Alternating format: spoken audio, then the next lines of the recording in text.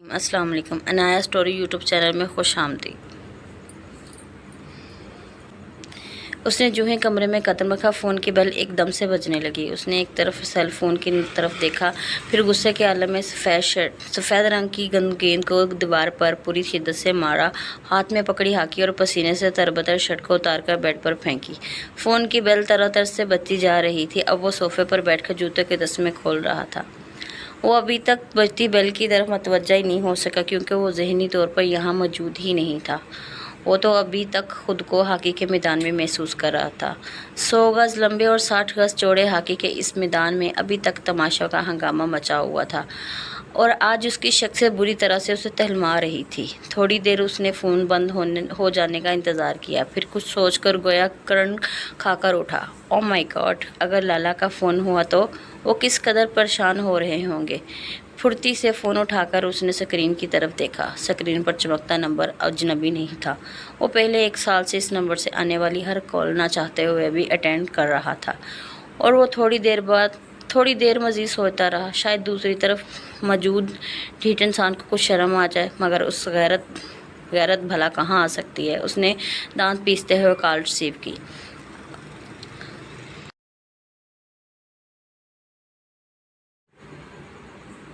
मुझे पूरा यकीन था कि तुम इस वक्त बहुत सैड हो रहे होंगे, सो इसीलिए कॉल कर ली। क्या रोते रहे होगे?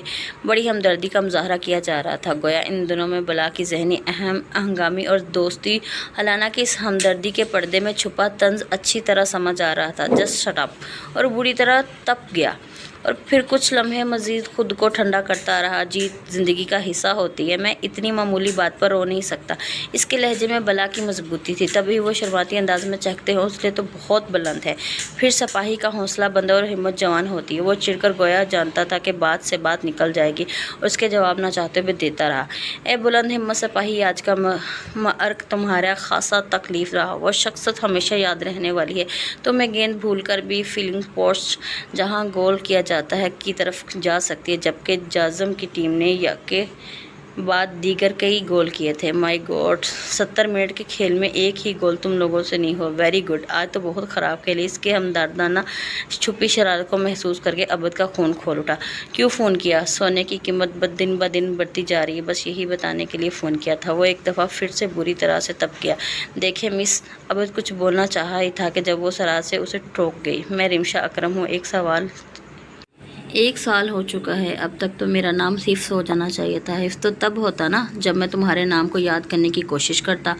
अबद ने भी तंजिया लहजे में से जलाना चाहा। कोई बात नहीं, सिर्फ हिफ्स ही नहीं करूँगे, बल्कि मेरे नाम की माला भी जपने लगोगे। वो तलबलाती हुई कहाँ थी, बल्कि तहलमाती कर बैठी थी। बड़ी खुशफहमी में है। वो खून के घूंट भर कर रह गया। जो भी कह लो, उसे कौन सा परवाह थी। Just shut up. अबद फिर से सख्त लफ्ज़ कहते कहते रुक गया। ख़वातीन से नाजबाना गुफ्तगू करना उसे कभी भी पसंद नहीं रहा, मगर ये रिमशा अकराम ने उसे जज करके रख दिया था। तुमने फ़ोन करने की वजह नहीं बताई, उसने रूखे लहजे में पूछा। इसलिए फ़ोन किया था कि तुमसे पूछ सकूं कि हॉकी का खेल बरीज़गार पाक हिंदू में कब मुतारफ़ हुआ। रिमशा ने कहकती आवाज़ में उसे चिढ़ाया। वैसे आज तुम बहुत ख़राब खेल रहे थे, 3 गोल मिस किए। तुम अच्छे खिलाड़ी नहीं हो। उसकी दुखी रग पर हाथ रखे मुसलसल बोलती रही थी। लंच की ऑफ़र करना चाहती हूँ क्या? वो जानती थी अब ज़रूर कुछ ना कुछ बोलेगा, इसीलिए उसकी बात बगैर सुने ही सुनाती रही। वो एक दफ़ा फिर लफ्ज़ तरतीब देने लगा था, जब रिमशा ने उसकी बात दरमियान में मैडम आ चुकी, आजकल क्लब क्यों नहीं आ रही? तुम इसे मौजू बदलने पे भी मोहलत हासिल थी। मेरी मर्ज़ी। अब चढ़ कर रह गया, कल ज़रूर आना। रिमशा का अंदाज धन से भरा था। क्यों, तुमने मेरा वलीमा अरेंज करवाया है? वो गुस्से से फुंकारा। बोलने से पहले सोच तो लिया करो। रिमशा ने गोया खूब लतूफ़ लिया। वैसे ऐसा हो भी सकता है, शर्त सिर्फ यह है कि तुम दूल्हा बनने के लिए तैयार तो हो जाओ, हम सारा अरेंजमेंट कर लेंगे। 21 तोपों की सलामी भी तैयार रहेगी। तुम आखिर चाहती क्या हो? जज हो? सिर्फ इतना ही कहना चाहती ہوں کہ تم جتنا اچھا جہاز اڑاتے ہو اتنے ہی برے کھلاڑی ہو۔ وہ ہمیشہ فون بند کرنے سے پہلے ایسے ہی ضرب لگا دیتی تھی۔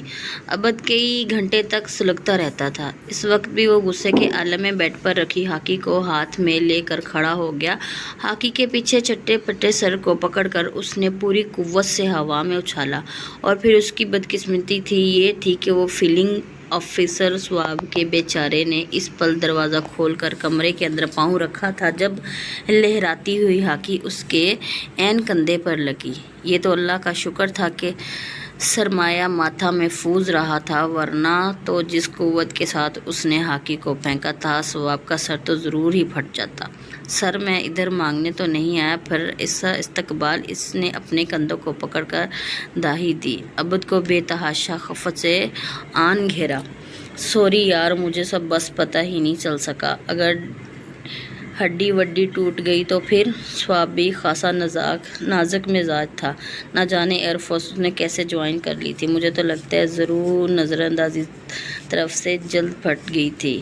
اگر جلد کے اندر انفیکشن پھیل گیا تو صدا کا وہم سواب اسے بھی ہلا دے رہا تھا۔ وہ درد سے اسے آؤڈیکس نکالا اور اس کے کندھے پہ لگا دی، پھر ہاتھ دھونے کے لیے واش روم میں چلا گیا۔ واپس آیا تو سواب کو جوس پیتے اور فروٹ کی ٹوکری سامنے رکھ کے دے کر چیخ اٹھا، تم سے ذرا بھی مینرز نہیں ہے، بغیر زیادہ چیزوں کو گھسیٹتے ہو۔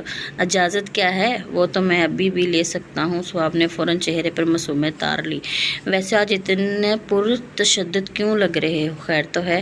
اس کی تمام تر توجہ فرسٹ بکس کی طرف تھی۔ تم سے مطلب؟ وہ ناگوری سے بولا۔ تم سے مطلب رکھ کر بھلا آپ کو کیا ملے گا؟ سواب نے مینی خزی سے آنکھیں گھمائی۔ ویسے آج کل بڑی کالز آ رہی ہیں آپ کے نمبر پر۔ تمہیں کیسے پتہ چلا؟ وہ کچھ اچانک کر بولا۔ خبر تو رکھنی پڑتی ہے۔ ویسے آج میں سارا دن آپ کے کمرے میں سوتا رہا ہوں اور پورا دن آپ کا سیل بجتا رہا۔ سواب نے اطمینان سے دیا۔ کوئی رنگز کال ہوگی اس لیے خود کو لاپرواہ ظاہر کرنا۔ اب وہ لیپ ٹاپ کھول کر بیٹھ چکا تھا کہ سواب کی مینی خزاں نظروں سے بچ سکا۔ رنگز کال بھی خاصا مستقل مزاج تھی۔ تم یہ 2 کیلے لو اور بھاگ جاؤ یہاں سے، عبد بھیانک کر بولا۔ سواب اطمینان سے اچھل کر اور اکٹھے کر کے ڈسٹ بن میں ڈال کر آیا تھا۔ ایکچولی مجھے بھی یہاں بیٹھنے کا کوئی شوق نہیں ہے، میں تو بس اظہار افسوس کرنے آیا تھا۔ جاتے جاتے اسے بھی تو کہانی دکھانی تھی۔ کیا مطلب؟ عبد کا ماتھا پھٹکنے لگا۔ پورے 20 میں خبر نشر ہو گئی ہے، یہ بات چھپا کر رکھنے والی بھی تو نہیں تھی۔ دفعہ ہو جاؤ یہاں سے۔ عبد بڑا چڑھ گیا تھا۔ وہ ہاکی اٹھا کر سواب کے پیچھے لپکا تھا، مگر وہ اسے ڈھج دے کر بھاگ گیا۔ سواب کے جانے کے بعد وہ صوفے پر ڈھہ گیا تھا۔ آج کی شخصیت نے سچ مچ اسے بے حد بدل کر رکھ دیا تھا۔ ہاکی کھیلنا اس کا شوق ہی نہیں، جنون بھی تھا۔ ان کے ارادے 2 ٹیمیں تھیں جن کے آپس میں میچز ہوتے رہتے تھے۔ جازم اس کا کولیگ بھی تھا، مخالف ٹیم کا کپتان بھی۔ رسال پورہ اکیڈمی میں یہ دونوں ایک دوسرے کے ساتھ ساتھ ایف ایس سی کے زمانے سے ہی دونوں کے درمیان مقابلہ رہتا تھا۔ اسے جازم کی ٹیم نے شخصیت سے 2 بار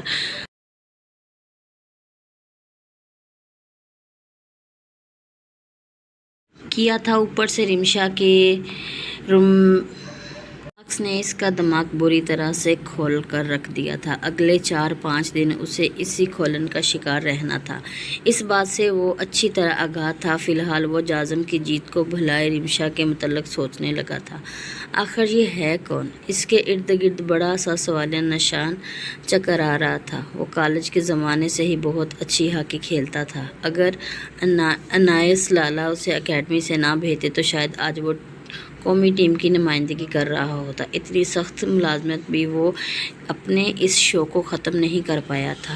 اس کے جیسے ہاکی کے کئی شوقین جنونی لڑکوں نے 2 ٹیمیں بنا رکھی تھی۔ فرصت کے دنوں میں وہ میچ رکھ لیا کرتے تھے۔ فائنل سے پہلے کافی پریکٹس بھی کی جاتی تھی۔ جس دن ان کے سالانہ یا ماہانہ میچز شروع ہوتے تقریباً پورے 20 کے شائقین بڑھ چڑھ کر حصہ لیتے، اور وہ اور جازم اب محنت کے بعد میدان میں آئے تھے، مگر اس میچ میں قسمت نے اس کا ساتھ نہیں دیا تھا۔ عبد جرار کا تعلق ایک زمیندار گھرانے سے تھا، مگر اب اس کے پاس صرف 3 مربع زمین تھی۔ عبد کے والدہ کا انتقال ہو چکا تھا۔ والد کا اس کے ماما تعلیم یافتہ خاتون تھی۔ انہوں نے اپنے بیٹے کی مستقبل کی خاطر زمین بیچ کر شہر میں 2 منزلہ مکان لیا ہوا تھا۔ خود ایک پرائیویٹ کالج میں پڑھانے لگی تھی۔ ان کی تمام تر توجہ اپنے بیٹوں کی طرف تھی۔ بیگم عالیہ جرار نے اپنے بیٹوں کی زندگی بنانے کے لیے بے حد جدوجہد کی تھی۔ اپنے بچوں سے انہیں بے انتہا محبت تھی۔ اسی طرح انائس اور عبد بھی ماں کے ہر فیصلے، ہر بات کو حکم کا درجہ دیتے تھے۔ بیگم عالیہ کی ایک بیوہ بہن بھی ان کے گھر میں رہائش پذیر تھی۔ عاشرہ کی 3 بیٹیاں تھیں، مونسا، مونا اور مینا۔ ان کی رہائش اوپر منزل پر تھی۔ مونسا ماسٹرز کر چکی تھی اور اب ایک اچھی سخت رکھنے والے اسکول میں پڑھاتی تھی۔ مونا نے BA کر لیا تھا۔ ان دنوں انگریزی زبان سیکھنے کے قبض میں مبتلا تھی۔ سب سے چھوٹی مینا تھی جو کہ فرسٹ ایئر کی طالبہ تھی۔ مختلف تعلیمی اداروں میں عبد کو بے شمار دوستوں کا ساتھ ملا تھا، مگر جو دوستی انائس، لالا اور ان کے درمیان تھی، اس کی کئی مثال نہیں ملتی تھی۔ عبد گویا انائس کی جان تھی۔ عبد کا معمولی سی تکلیف کیا ہوتی تھی، ان کا دل پہلے سے ہی اسے سنگل پہنچا دیتا تھا۔ اس کی ذرا سی تکلیف پر تڑپ اٹھتا تھا۔ ایک مرتبہ چھوٹے سے ایکسیڈنٹ میں عبد معمولی سے زخمی ہو گیا تھا، مگر بروقت طب اور امداد نہ ملنے کی وجہ سے خون بہنا بند ہی نہیں ہو رہا تھا۔ تب انائس گویا پاگل ہونے لگا تھا۔ ڈاکٹر سے چیخ کر کہتا رہا، میرے جسم کا سارا خون نکال کر عبد کو لگا دو، اگر اسے کچھ ہو گیا تو میں زندہ نہیں رہ پاؤں گا۔ شاید اس لیے بھی کہ یہ دونوں بھائی ایک دوسرے کے زیادہ قریب آ گئے تھے۔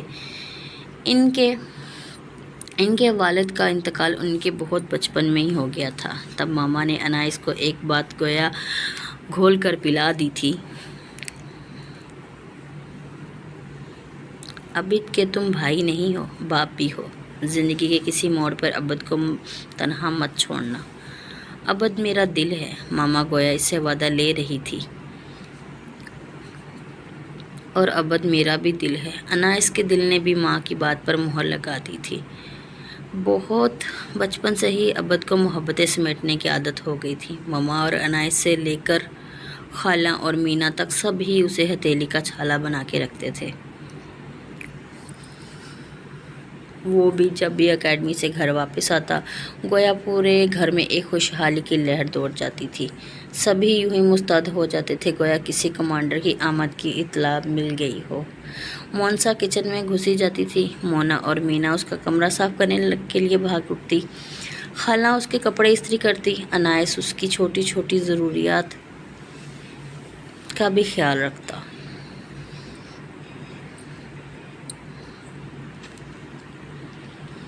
انائس ذاتی کلینک بہت کامیابی سے چلا رہا تھا۔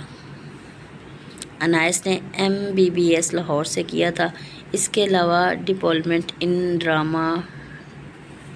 ڈرماٹولوجی میں اعلیٰ تعلیم انگلینڈ سے، اور پھر 4 سال پہلے کاسمیٹک سرجری بھی امریکہ سے اعلیٰ تعلیم حاصل کی تھی۔ بے حد قابل اور لائق فائق سرجن تھا۔ اپنی فیلڈ میں خاصی شہرت رکھتا تھا، مگر ماما کے 1000 مرتبہ کہنے کے باوجود ابھی تک تنہا تھا۔ نہ جانے شادی کے نام سے ہی بدکاتا تھا۔ حالانکہ چوڑیاں چھنکت بھابھی کو گھر میں لانے کے لیے عبد بھی خاصا برقرار تھا، مگر انائس کی نہ ابھی تک ہاں میں نہیں بدلی تھی۔ پچھلے 2 دن سے وہ چھٹی کے مزے لوٹ رہا تھا، مگر فی الحال تازہ شخصیت کا غم ابھی زندہ تھا، سو وہ ابھی تک کسی کا سامنا کرنے سے گریز تھا۔ اور اس وقت میں اپنے کمرے میں موجود تھا۔ پروفیسر غفور احمد کی پھر مارشل آرٹ آ گیا۔ پڑھنے میں بری طرح سے ماہر تھا۔ جب دروازے پر ہلکی سی دستک دے کر کیڈٹ ہارون اندر داخل ہوا اور لابی میں موجود ہاتھ فون بوتھ کا آپریٹر بھی تھا۔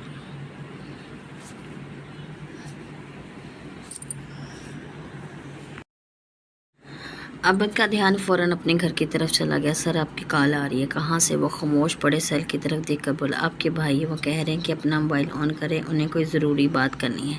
ہارون پیغام پہنچا کر باہر کی طرف چلا گیا۔ عبد نے فوراً کتاب بند کر کے ٹیلی فون آن کر لیا۔ ابھی وہ انائس کا نمبر ملانے ہی لگا تھا کہ سکرین پر لالا کالنگ جگمگا نظر آتا۔ انائس نے چھوٹے سیل فون کی خاموشی खामोशी के मतलब जानना चाहा था। बैटरी लो हो चुकी थी और चार्जर स्वाब के कब्जे में था। उसे फ़िलहाल यही बहाना सूझा, कोई और समझने की कोशिश ही नहीं की। मेरी अभी स्वाब से बात नहीं हुई। वो कह रहा था मैच हारने का शौक मना रहा है। अनाइस ने इसे गरचा इसका झूठ ठीक पकड़ा था, ताहम शौक मनाने वाली बात उसे बेहद मुश्किल कर गई। इसका जी चाहा काल मुतक करके स्वाब को 2 झापड़ लगाए, मगर अपनी मनपसंद फितरत के बाइस ताहल मुजाहरा करता रहा। इधर अनाइस उसे समझाता जा रहा था, मेरी जान दिल छोटा क्यों करे हो, हार जीत तो ज़िंदगी का लाजम जज्म है। तुम तो सिर्फ एक खेल में हारे हो, भला कि इन लोगों को देखो जो दिल हार कर सब्र से बैठे हैं। पूरी की पूरी मता टाल कर फिर भी सब्र का दामन नहीं छोड़ते। लाला ऐसी बातें नहीं हैं। अबद ने कुछ झुझलाकर वजाहत करना चाहिए, ये सवाब तो मेरा जाली दुश्मन है। अगर आपके दोस्त का भाई ना होता तो सच मेरे हाथों अब तक शहीद हो चुका होता। मुझे ना कभी हारने का इतना गम हुआ है, न कब जीतने की ढेरों खुशियाँ। बस फ़ोन ऐसे ही बंद कर रखा था। तो मेरे चांद, ऐसे फ़ोन ना बंद किया करो। जिनकी धड़कनें तुम्हारे दिल के तारों से जुड़ी हैं, उन्हें क्यों परेशान करते हो। रात से मामा और मनसा वगैरह सख्त परेशान है, तो मनसा और मोना के मैसेजेस का रिप्लाई भी नहीं कर रहे थे। अनायसा ने बहुत मोहब्बत से उसकी गलती की निशानदही की थी। अबद खासा शर्मिंदा हो गया। सॉरी लाला, आइंदा ऐसा नहीं होगा, इसने नदामत से कहा और फिर कपड़े उठाकर स्टैंड की तरफ आ गया। तुम इस वक्त क्या कर रहे हो? अनाज यकीनन उसकी खटपट से अंदाज़ा लगा चुका था। साहब बहादुर कुछ काम वगैरह में मसरूफ़ हैं, अपने कपड़े इस्त्री करने की कोशिश। सच लाला, जब से घर से बाहर निकलना पड़ा है, सारी जनानियों वाले काम सीख लिए हैं। कभी कभी तो बड़ा ही रोना आता है। पिछली मरतबा साहब ने मेरे कपड़े लॉन्ड्री में नहीं दिए तो खुद ही धोने पड़े। हर शर्ट को धोते मनसा और खाला की बड़ी शिद्दत से याद आई थी। उठ 8 आंसू बहाते हुए एक एक मौजा दिया हुआ था। अनायस को हंसी आ गई। चलो इस बहाने तुम्हें खातून की कदर तो हुई। जनाब, हम तो दिल से कदर करते हैं, बस आप ही खातून की कदर नहीं पहुंचाते। गोया मज़े से बोला, आज अगर शादी कर चुके होते तो मैं 3-4 प्यारे प्यारे बच्चों का चाचू होता। तो फिर तैयारी पकड़ो, मैं तुम्हें चाचा बनाने के लिए तैयार हूँ। अनाइस ने गोया खुशगवार धमाका दिया। अबद की सारी बेजारी पल भर में उड़ छू हो गई। लाला, आप सच कह रहे हैं ना? वो बेहद हैरान हुआ। 100% सच। अनाइस उसकी खुशी पर खुद भी मसूर हो गया था। कौन है वो खुश नसीब?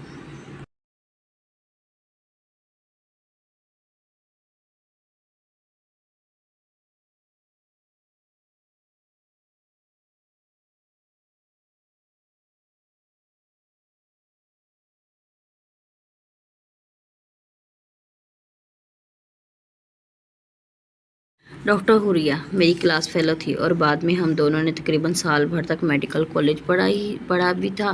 फिर हुरिया इंग्लैंड और अमेरिका चला गया। इस पर कुछ घरेलू जिम्मेदारियां थी, इसलिए उसने मुझे कोई भी अगला कदम उठाने की इजाज़त नहीं दी थी।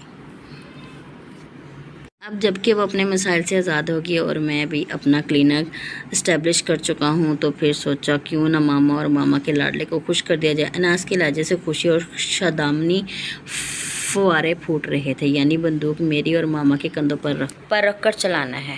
अबद ने शरारती अंदाज में कहा, ठीक है जी, हमें फिर भी मंजूर है, आप माने तो सही। घर कब आओगे? अनाइस अब भी संजीदगी से पूछ रहा था। इस वीकेंड पर कोशिश करूँगा। और कुछ सोचते हुए बोला, कोशिश नहीं करना, ज़रूर आना है। मोनसा के ससुराल भी डेट फिक्स करना चाह रहे हैं और फिर मामा कह रही हैं तुम आओगे तो हुरिया के घर चलेंगे। बड़ी बेचैनी हो रही है। अबद को इसे छेड़ने का मौका मिल गया। मज़ीद आधा घंटा लाला से बात करने के बाद वो बड़े ही खुशगवार मूड में सोचने के लिए बेड पर लेट गया। जहन से रिमशा के फ़ोन कॉल और जाज़म की तरफ से मिलने वाली शख्सियत बखुद निकल गई थी। वीकेंड पर जब वो घर आया तो हमेशा की तरह उसे वीआईपी प्रोटोकॉल दिया गया। दोनों पोर्शन में रौनक उतर आई थी। खाला, मोना, मीना, मोनसा नीचे आ गई थी। वैसे भी उनका किचन एक ही था, एक ही जगह खाना तैयार किया जाता था। सो खाने के औकात में बड़ी रौनक नज़र आई थी। आजकल घर के 2 बड़े शादियों के तकरीबा के मंसूबे बनाए जा रहे थे। मोनसा की शादी की तमाम तैयारियां मुकम्मल थी।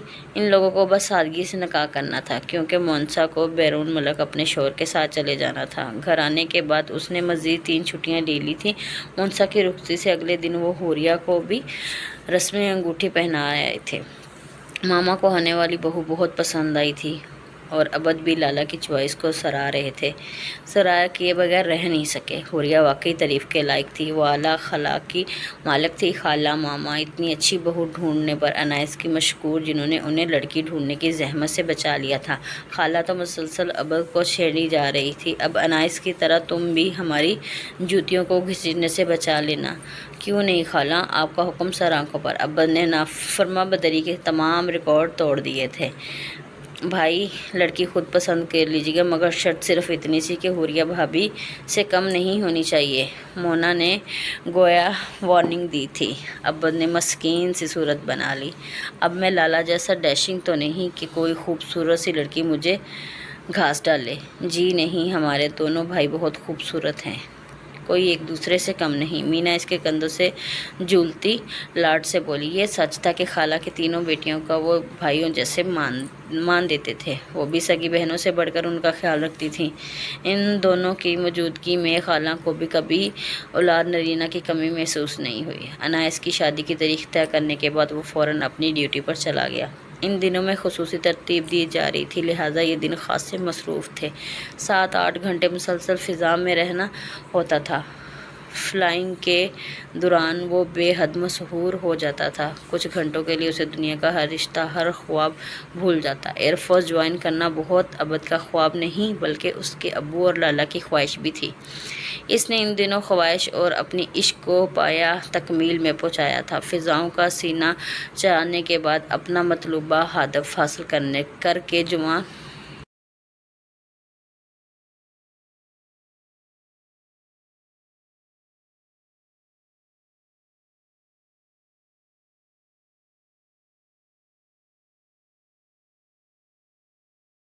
ने ज़मीन की पथरीली सतह पर जहाज़ के कदम जमाए।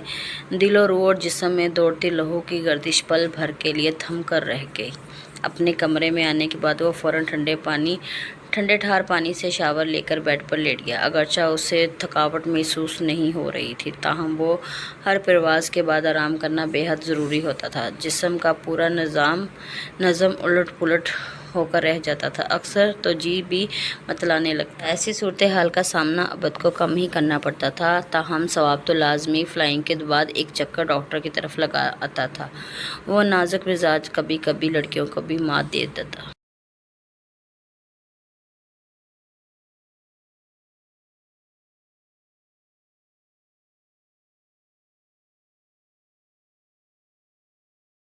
ये अफसाना मेरे तुम हो कि आपको किस नंबर 1 से किस नंबर 7 तक की सुनाएगी। अगली से सुनने के लिए चैनल को सब्सक्राइब करें, शेयर करें, कमेंट्स करें। वीडियो देखने के लिए और आवाज़ सुनने के लिए शुक्रिया। खुश रहें, आबाद रहें, अपनी दुआओं में याद रखें। Please follow. अल्लाह हाफिज़।